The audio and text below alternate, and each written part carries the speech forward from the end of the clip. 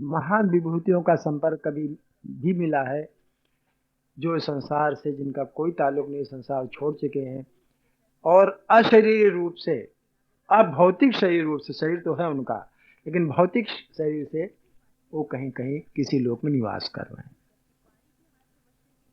ठीक है? मतलब आशा मेरा समझ गए। तो ये लोग कौन से आदमी थे जिन्होंने बनाया हुआ, वो लोग कौन है, वहां तक न मेरी पहुंच हुई, न मैं जा सका, न मैंने कभी प्रयास किया। हमारा कुछ क्षेत्र ही दूसरा रहा, ये मतलब है।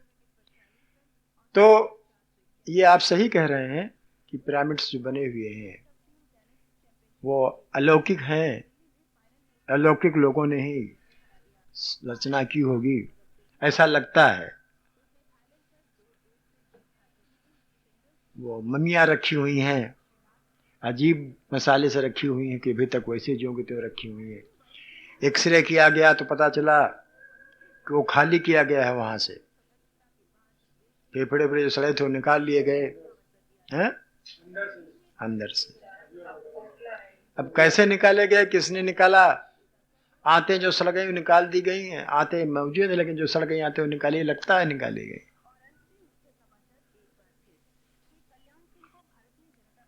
पीरू, पेरू नाम सुना होगा आपने, पेरू नाम सुना होगा। वहां खुदाई में ऐसी हड्डियां, ऐसे मानो कंकाल मिले हैं, ऐसी खोपड़ियां मिली हैं जिनका लगता है कि सर्जरी की गई है,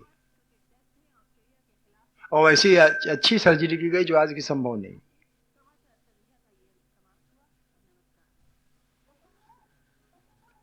जैसे तरबूज में आप टाका लगा के देख लेते हो लाल है कि नहीं लाल है, वैसे खोपड़ियों में टाके लगे मिले चुपचाप ज्यों के त्यों। वो कैसी सर्जरी थी, कौन सर्जन थे, कौन से शल्य चिकित्सक थे जो ऐसी शल्यक्रिया करते थे, ये अभी तक नहीं होता है। ऑपरेशन होता है सर का, कहते हैं न्यूरोलॉजी, न्यूरो सर्जन करते हैं, लेकिन आज की सर्जरी, जब इतनी एडवांस सर्जरी आजकल मानी जा रही है, वो हमसे कितना एडवांस रहे होंगे, तो किन लोगों ने किया? क्या वो ऊपर आसमान से उतर के आए थे उन लोगों ने किया, या हम ही इतने सभ्य थे? हमसे मतलब हमारी सभ्यता, हमारी से मतलब है विश्व की सभ्यता ही इतनी एडवांस सभ्यता थी। जैसा कि हमने पढ़ा या सुना या जाना, योगी जी महाराज, योगियों के लिए ऐसा संभव है। जो तांत्रिक योगी होते हैं, तांत्रिक योगी जो होते हैं, जैसे वो ज्ञानगंज वाले, क्या नाम था उनका, नाम क्या था, विशुद्धानंद जी, वो जहां से कहो वहां तक शिवलिंग निकाल देते थे अपने बदन से, स्फटिक, स्फटिक निकाल देते थे। शिवलिंग स्फटिक के जहां जहां से निकाल देखो, यहां से निकाल दे। ऐसे लोगों को क्या संभव? इन लोगों ने देखा, जैसा कि वर्णन है, पढ़ा हमने, 2-3 जगह वर्णन पढ़ा है कि लोगों ने शक किया कि भगवान के नाभि कमल से कैसे ब्रह्मा जी पैदा हुए। उन्होंने उसको करके दिखाया, लेट गए और उनके नाभि से कमल निकला। ये महामहोपाध्याय गोपीनाथ जी कविराज ने स्वयं देखा, उनको लिखा हुआ। हाँ, और निकला और कमल खिला,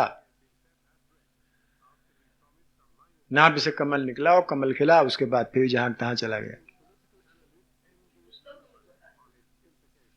तो ये जो अब ये योगियों, ये विज्ञान है।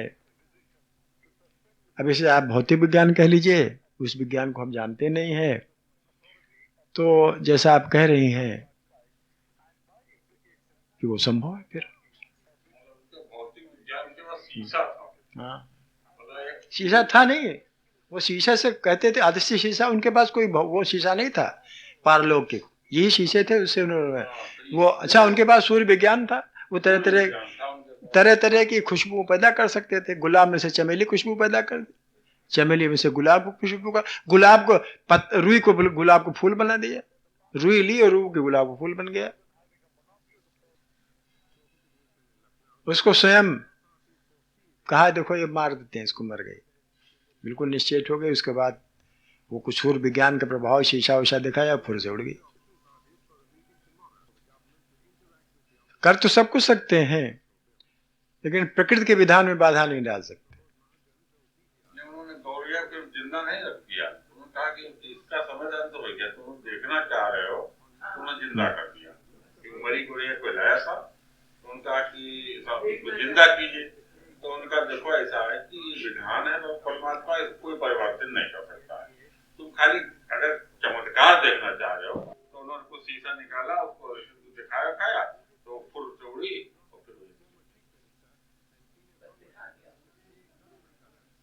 तो ऐसा कुछ संभव, विषय बदल रहा है।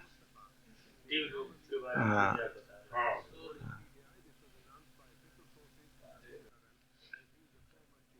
तो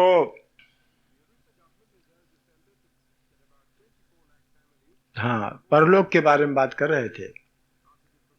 सुशांतु जी महाराज ने जो प्रवचन किया, उन्होंने लौकिक जीवन का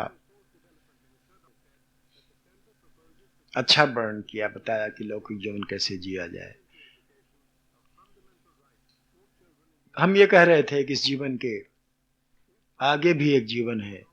जब ये शरीर समाप्त हो जाता है, एक जीवन समाप्त हो जाता है, तब हमारा दूसरा जीवन शुरू होता है।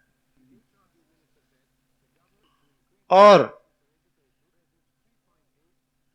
उस जीवन के संबंध में भी हमें मालूम होना चाहिए।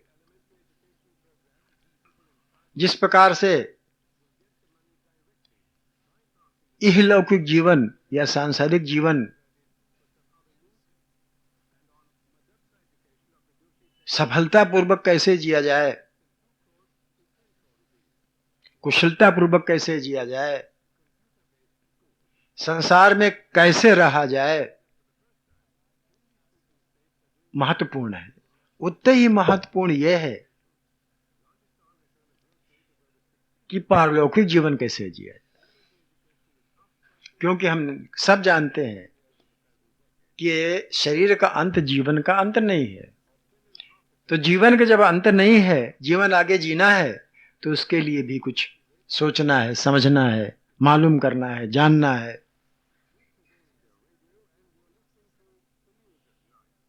तभी हमारा जीवन परिपूर्ण होगा, हमारा ज्ञान आगे विकसित होगा। तो हमारे ऋषि मुनियों ने पारलौकिक जीवन के संबंध में चर्चा की, बताया, समझाया। हमारे संत महात्मा, हमारे अग्रज, जो आजकल वर्तमान समय में प्रवचन करते हैं,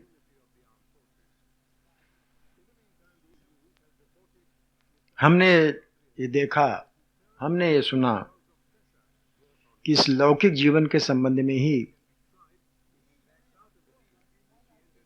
बात करते हैं और बताते हैं कि हमें लौकिक जीवन कैसे जिया जाए, विभिन्न तरह के उदाहरण दे करके। लेकिन प्रार्थना है, निवेदन है कि जैसा कि हम सब जानते हैं, इतना जीवन नहीं है, जीवन और आगे भी है। वह जीवन कैसे जिया जाए, कौन से ऐसे कर्म करें, क्योंकि ये कर्म लोक है। ये हमारा मृत्यु लोक जो है कर्म लोक है, भोग लोक नहीं है। भोग भोगते हैं, कर्म करते हैं, भोग भोगते हैं, कर्म लोक भोगते हैं। कर्म का भोग, भोग का कर्म, कर्म का भोग, भोग का कर्म, ये चलता रहता है। तो हमें उसके बारे में चिंता करनी चाहिए, मालूम करना चाहिए, जानना चाहिए कि जैसे कि हमारा पारलौकिक जीवन भी सुधर जाए, उसमें सुधार हो जाए।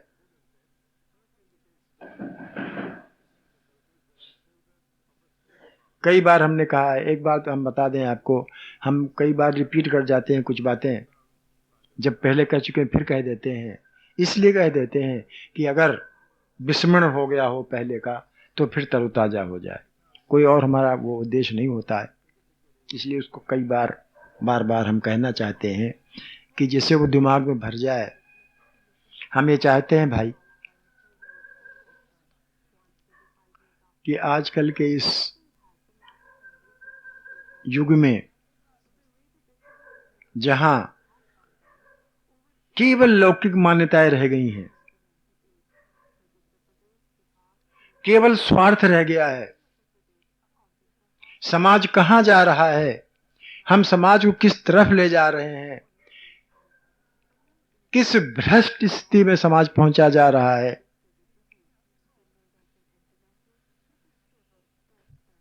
हम सिर्फ अपने को देख रहे हैं, सिर्फ अपने इस जीवन को देख रहे हैं, हम अपने अपने को ही देख रहे हैं। इतना हम स्वार्थी हो गए हैं आज के माहौल में कि हम अपने को छोड़ करके परिवार को भी नहीं देख रहे हैं, समाज की कौन।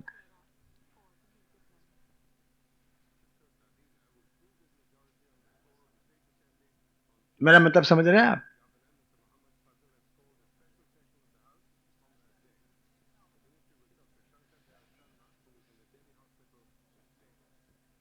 हम इतना स्वार्थी हो गए हैं धीरे धीरे कर करके, हमारा समाज यहां तक पहुंच गया है कि हम अपना स्वार्थ के आगे अपने परिवार का भी नहीं देख रहे हैं। परिवार क्या है, परिवार कौन है, क्या करता है हमारे लिए, हम किसके लिए क्या कर रहे हैं। समाज की बात छोड़ दीजिए, मोहल्ले की बात छोड़ दीजिए, समाज की बात छोड़ दीजिए, देश की बात, राष्ट्र की बात छोड़ दीजिए।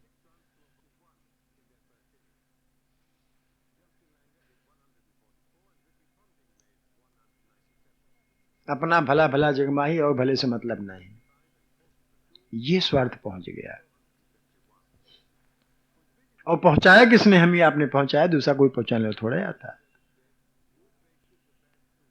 और इसका भयंकर नतीजा क्या होगा, इसका भयंकर नतीजा क्या होगा ये हम जानते ही नहीं, क्योंकि कोई सिखाते नहीं, कोई बताते नहीं, कोई सुनाते नहीं, समझाते नहीं।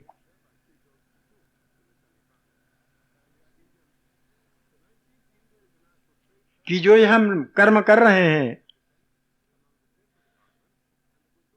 ये हमको कहां ले जाएंगे? इस जीवन में तो हम निपट जाएंगे,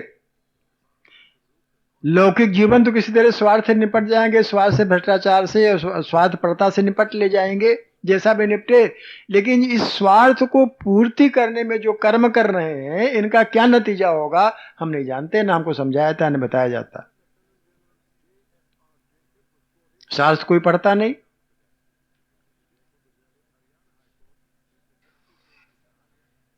अभी उस दिन बता रहे थे, नगन जी बता रहे थे कि उन्होंने टीवी में कहीं देखा, डिस्कवरी चैनल पर, कि किसी जानवर को जिंदा ही खा गए लोग, मारा भी नहीं। शेर वैसे मार के खाता है, शेर वगैरह जो जंगली जानवर होते हैं मार के खाते हैं, पहले मार डालते हैं उसके बाद खा जाते हैं। लेकिन उन्होंने बताया, हम तो देखा नहीं, हमको बताया गया कि किसी जानवर को वो जंगली जो वो होते हैं वो जिंदा ही खा गए, मारा ही नहीं उसे। कितना कष्ट हुआ होगा। जिंदा ही खा गए। कोई बता रहा था, कल ही परसों की बात है, कौन बता रहा था हम भूल गए, कल ही परसों की बात है। वो मगरमच्छ को डिस्कवरी में दिखाया जा रहा था, अंडा फोड़ के निकला, खा डाला उस मगरमच्छ। हाँ हाँ, शरीर अगर धारण किया तो कष्ट हुए होगा। जो लकड़बग्घे जिंदा जानवर खा गए होंगे जिंदे ही, कष्ट हुआ होगा। मरे हो गए बाद में जिंदे ही खाना शुरू कर दिया। कितना महान कष्ट, कितना महान भोग है।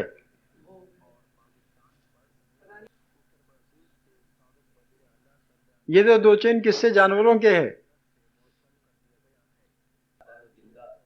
तो वो तो जो देखा ही, तो सब जानते हैं किस तरह से मारते हैं बछड़े को, गैयों के किस तरह मारते हैं, वो आपने हमने बताया आपको किस तरह मारते हैं, कहते किस प्रकार अत्याचार करते हैं उस पर। गरम गरम खौला हुआ पानी जिंदे में डाल देते हैं, खौलता पानी चमड़े में, छोटे बच्चों में जो होते हैं बछड़े, उसका वो चमड़ा मुलायम करने के लिए खौलता पानी डाल देते हैं, खौलता पानी। और जब वो खूब खौलता पानी, अब वो बंधा होता है कि इसके मुंह भी बांध देते हैं और सब तरफ चारों तरफ से बांध देते हैं, खौलता पानी डाल देते हैं। जब खून जल्दी जल्दी दौड़ने लगता है खाल पर, तो बेतों से मारते हैं जब तक मर नहीं जाता, बेतों से मारा जाता है जिससे खाल और मुलायम हो जाए, मर जाता है। उसके बाद काट डालते हैं। कितना कष्ट होता होगा आप अंदाजा लगाइए। उसे देख कि ये क्या गति होती है। कर्म जो हम आप कर रहे हैं, ये हमको कौन सा भोग प्रदान कर रहे हैं, ये कुछ इसके नमूने हैं जो हम आप सब देखते हैं और जो हम आप लोग नहीं देखते।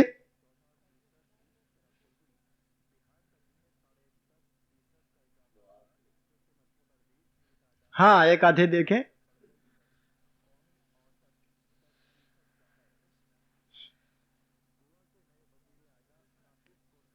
ऐसी आत्मा को देखा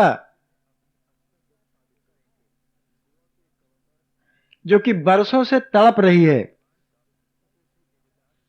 मोक्ष, मतलब इस शरीर से छुट्टी पाने के लिए।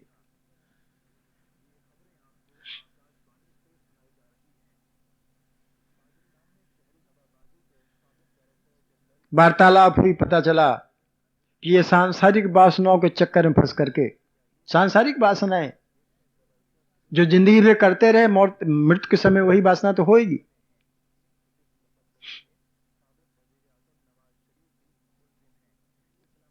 अब वो वासना के चक्कर में आकर के उनको वैसे ही शरीर मिला, साक्षात शरीर, भौतिक शरीर नहीं मिला, यातना शरीर मिला।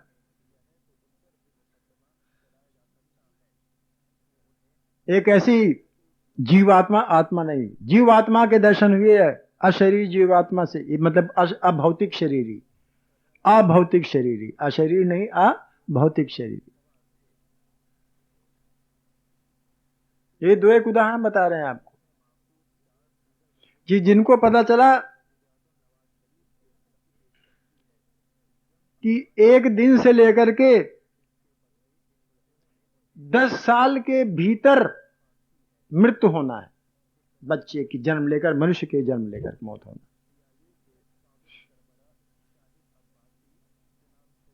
जिससे हमारी मुलाकात हुई, इसके 5 जन्म हो चुके थे।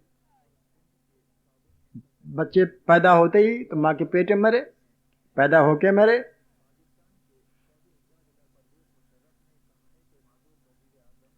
दो साल जी के मरे,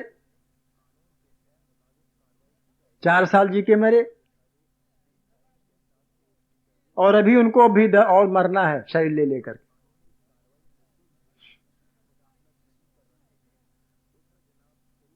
क्यों?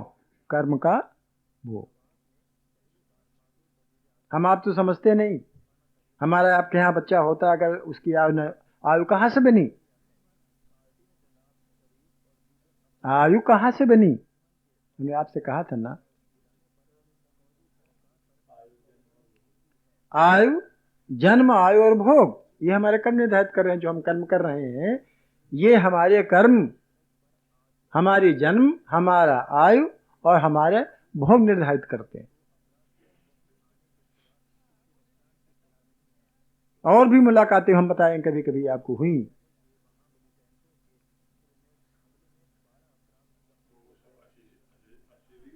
अभौतिक शरीर, अपने शरीर हैं, उनके यातना शरीर हैं। दिव्य, बहुत से दिव्य शरीर भी हैं कर्म के अनुसार, बहुत से यातना शरीर है। अब हम जब देह विज्ञान आपसे कहेंगे, देह विज्ञान अलग विज्ञान है। कितने प्रकार के देह शरीर होते हैं, ये अलग विज्ञान है।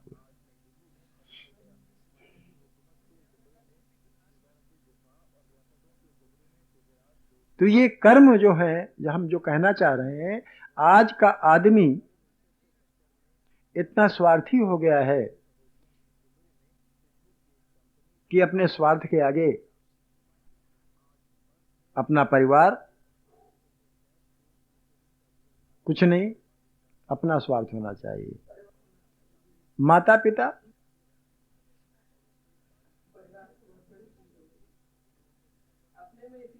ये आज का हमारा युग है, आज की हमारी सभ्यता है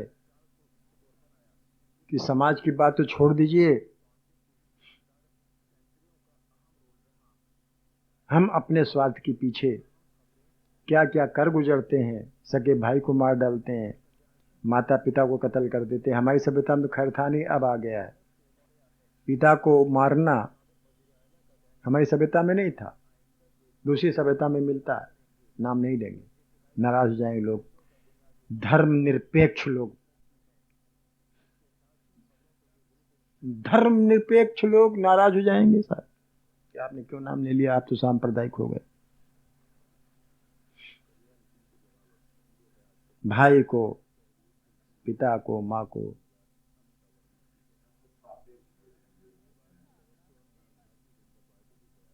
तो हम कहाँ जा रहे हैं? तो हम जो हमारा विषय जो हम आज कहना चाहते हैं आपसे वो ये कि इस लौकिक जीवन की जो शिक्षा हमें मिल रही है, सही मिल रही है, उसका अमल उचला नहीं करते। जो भी हमारे प्रवचनकारी लोग प्रवचन दे रहे हैं, इस लौकिक जीवन के संबंध में जो बता रहे हैं, समझा रहे हैं, बहुत सुंदर है, बहुत अच्छी बात है। हमारा लौकिक जीवन सुधरना चाहिए। हम अपने में किस अनुशासन से रहें, परिवार में किस अनुशासन से रहें, समाज में किस अनुशासन से रहें, देश में किस अनुशासन से रहें, राष्ट्र में किस अनुशासन से रहें, बहुत सुंदर बात है।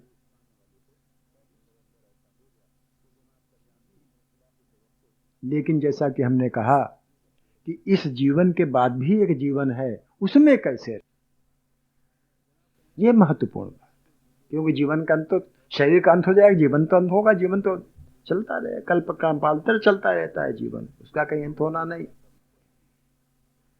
ये हमारी मान्यता है, हमारी संस्कृति की मान्यता। दूसरी संस्कृति की बात नहीं करते, वो भले न माने, लेकिन उनके यहाँ भी है, मानो न मानो हम कहने क्या, लेकिन है, उनके यहाँ भी प्रमाण मिलते हैं, हमारे पास प्रमाण मौजूद है। न मानो, मानने से कुछ थोड़े होता है। हम कहते हैं ईश्वर का न मानो, न मानो। अरे भाई, ईश्वर नहीं मानता कोई, न मानो, लेकिन क्या इसकी मैंने ईश्वर है नहीं?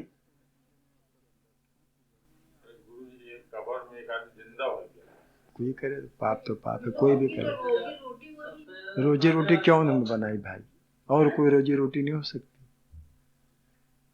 मछलियों के भी भोग कर्म है कि उनके द्वारा उनको वो होना है, और उनके भी भोग कर्म में उनका भी हिसाब किताब है। ये शास्त्र लिख के थोड़े आया है कि मछली मारो, बकरा काटो, कहीं नहीं लिखा। अब हम अपने स्वार्थ के लिए उनको खा रहे हैं, मार रहे हैं। अभी आप बता रहे थे कि वो, अभी बता तो रहे थे चीन में क्या होता। भाई अभी आप सुन रहे थे चीन में क्या होता है, अब बिल्लियों को मार खा गए सब। तो अब ये तो हम हमारे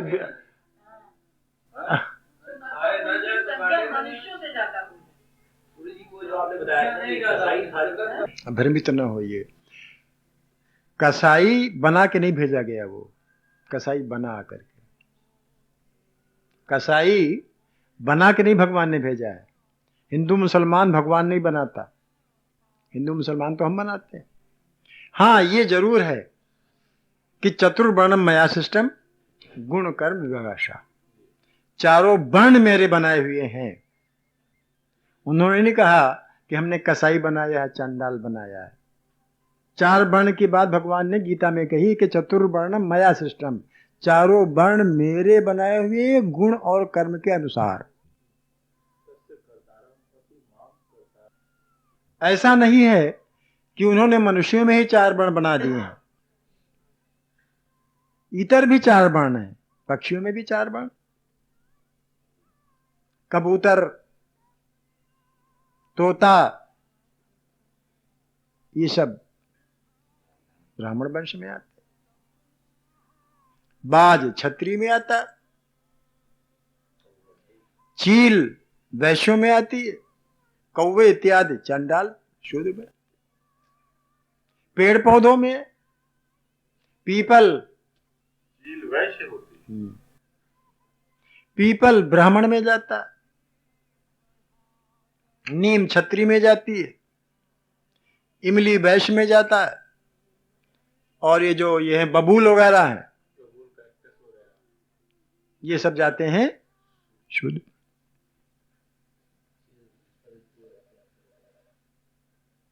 और इनके सबके भगवान ने या जिसने रचना की है उनके कर्म भी निर्धारित कर दिए वर्ण के अनुसार कि तुम्हारा ये वर्ण, तुम्हारा ये कर्म है। जो उनका कर्म भी उनका धर्म है, जो उनके कर्म निर्धारित किए गए हैं वही उनके धर्म है। यही तो गीता का मूल मंत्र है। अर्जुन ने कहा कि हम तो नहीं मारेंगे इनको, सभी तो हमारे नाना दादा चाचा है, इनको हमारे पाप लगेगा। उन्होंने कहा ये पाप कैसे लगेगा? पाप तब लगेगा जब तुम अपने धर्म में भागोगे। पाप तो तब लगेगा जब तुम अपने धर्म से भागोगे। अर्थात तुम क्षत्रिय हो, तुम्हारा काम ही युद्ध करना है, रक्षा करना है। और फिर देखिए बता रहे हैं आपको, मनुष्य से इतर जितनी योनियां वो सब भोग योनियां हैं। मनुष्य से इतर जितनी योनियां वो सब भोग योनियां, कर्म योनियां नहीं है। मनुष्य मात्र कर्म योनि है। उन्होंने कहा कि सम हो जाओ, लाभा लाभो जयो जया, समता ही समत्वम योग उच्यते। समता ही योग है। अर्थात जो भी कर्म करते हैं, अब ये देने गहना कर्मणो गति ही, कर्मों की गति बहुत ही गहन है, ये तुम कहना चाह रहे हैं। कर्मों की गति गहन है, रहस्य है, समझना का आसान नहीं है। भगवान ने कुछ न कुछ समझाने का प्रयास किया है।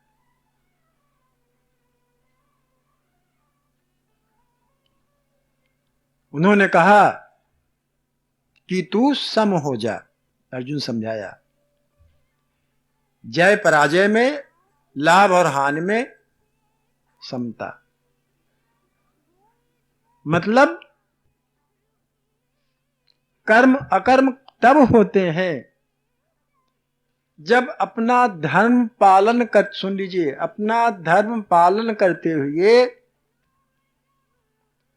कामना, ममता और आसक्ति छोड़ करके जो कर्म किए जाते हैं वो अकर्म हो जाते हैं।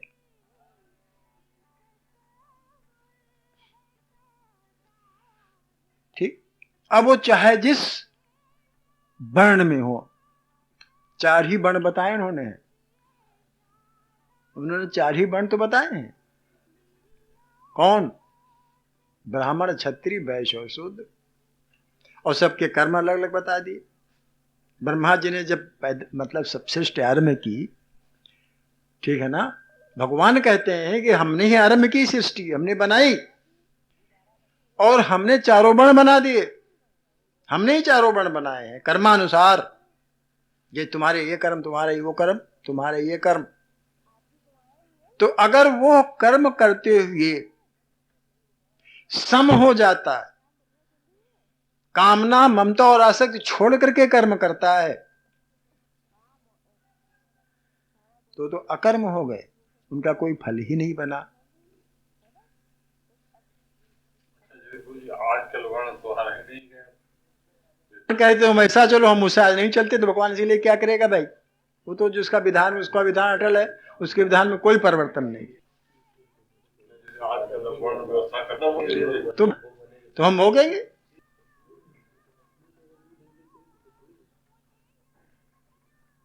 भाई आपने अभी देखा, हमें डिस्कवरी में जहां भी